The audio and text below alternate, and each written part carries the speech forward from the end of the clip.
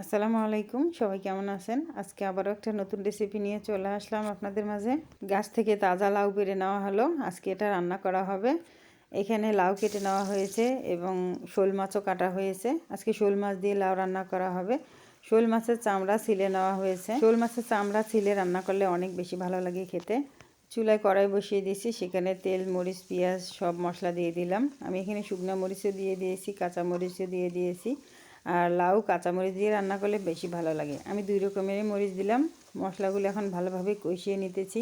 আর যে কোনো রান্নার সময় মশলা কিন্তু ভালোভাবে কষাতে হবে, নাহলে কিন্তু খেতে ভালো লাগবে না। এবং দিয়ে দিলাম জিরা গোলমরিচের গুঁড়া।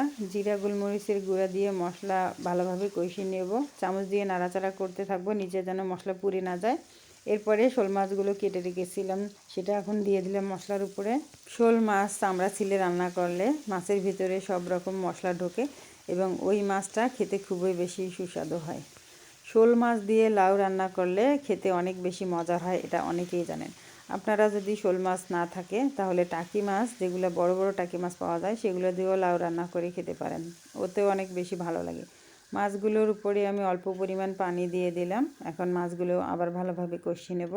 যদি টাকি মাছ দিয়েও লাউ রান্না করেন বা এমনিতে যদি টাকি মাছ, শোল মাছ ভুনা করেন, তাহলে চামড়া ছিলেই ভুনা করে দেখবেন কতটা ভালো লাগে খেতে। মাছগুলো কষান হয়ে গেল, এখন আমি এটা একটা বাটিতে তুলে নেব। লাউগুলোর সাথে মাছ গলে যাবে, এজন্য আমি মাছগুলো তুলে রাখলাম।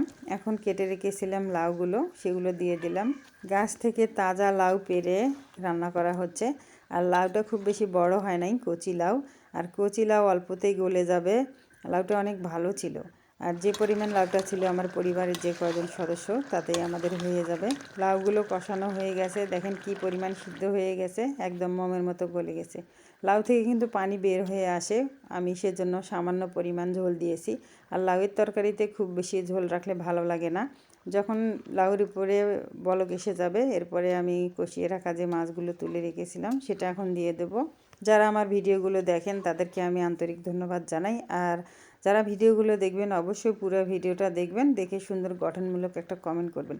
এরপরে দিয়ে দিলাম ধনিয়া পাতা, আর ধনিয়া পাতা তো দিতেই হবে। আর লাউ রান্না করাতে আমি খুব বেশি মশলা দিই নাই, শুধু জিরা গোলমরিচের গুঁড়া দিয়েছি আর সব শেষে ধনিয়া পাতা দিয়ে দিলাম। এত বেশি মশলার প্রয়োজন হয় না লাউ দিয়ে মাছ রান্না করার সময়। যে কোনো রান্নাতে মশলা বেশি দিলে যে রান্না বেশি স্বাদ হবে, এটা কোনো কথা না। ধনিয়া পাতা সহ আমি আর অল্প কিছুক্ষণ চুলার উপর রাখবো, তারপর রান্নাটা আমি চুলা থেকে নামিয়ে নেব। সঠিক নিয়মে পরিমাণ মতো মশলাপাতি দিলে রান্না অবশ্যই ভালো লাগবে খেতে। লাউ দিয়ে শোল মাছ রান্নাটা আমার প্রায় হয়ে গেছে, কিছুক্ষণের মধ্যে আমি চুলা থেকে নামিয়ে নেব। চুলা বন্ধ করে দিলাম। রান্নাটি কেমন হয়েছে সবাই জানাবেন।